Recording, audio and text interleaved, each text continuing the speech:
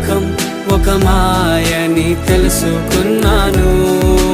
ఏది నా సొంతం కాదనుకున్నాను.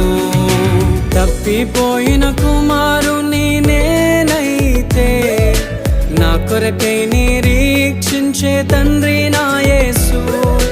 తప్పిపోయిన కుమారుని నేనైతే నా కొరకై నిరీక్షించే తండ్రి నా యేసు.